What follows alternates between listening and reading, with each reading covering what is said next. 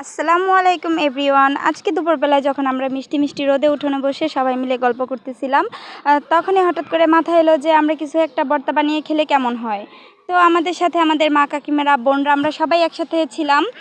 তারপর হঠাৎ করেই দাদা এলো কাঁচা তেঁতুল নিয়ে, আর ঘরে থাকা জলপাই দিয়ে আমরা বানিয়ে ফেললাম টক ঝাল মিষ্টি ভর্তা। তো আপনারা সাথে থাকুন, দেখতে থাকুন আমরা কি কি দিয়ে ভর্তা বানিয়ে খেলাম।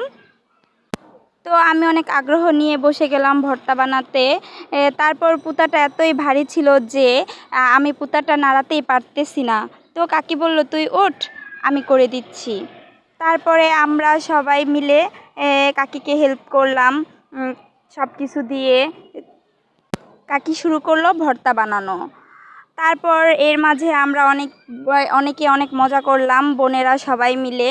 তারপর কাকির ভর্তা বানানো শুরু হয়ে গেল। এই তো এখন কাকি মরিচটা গুঁড়ো করে নিচ্ছে, সাথে এক বোন মরিচ, চিনি, লবণ সব কিছু দিয়ে দিচ্ছে। তারপর আবার গ্রাম বাংলার ভাষায় এটাকে বলে যে কাহাইল।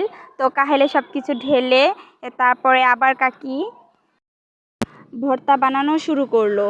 ভর্তাটা দেখতে খুব লোভনীয় হয়েছে কিনা সেটা আপনারা দেখে কমেন্টে বলে যান তো। তারপরে বানিয়ে রাখা মরিচের গুঁড়ো এগুলো ঢেলে আবার কাকি সেচতে শুরু করলো। সেচতে সেচতে আমাদের ভর্তাটা প্রায় কমপ্লিট হয়ে গেছে।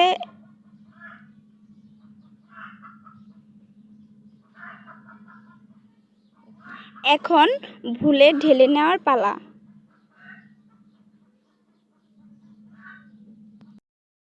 দেখেন তো আমাদের ভর্তাটা দেখতে খুব লোভনীয় হয়েছে কিনা তা কমেন্টে বলে যাবেন।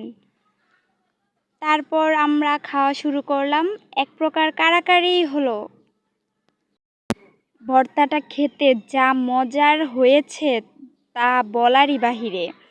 আপনারা যদি আমাদের সাথে থাকেন তাহলে আমাদেরকে লাইক, কমেন্ট, শেয়ার এবং সাবস্ক্রাইব করে আমাদের পাশে থাকবেন। Bye bye. আসসালামু আলাইকুম এভরিওয়ান।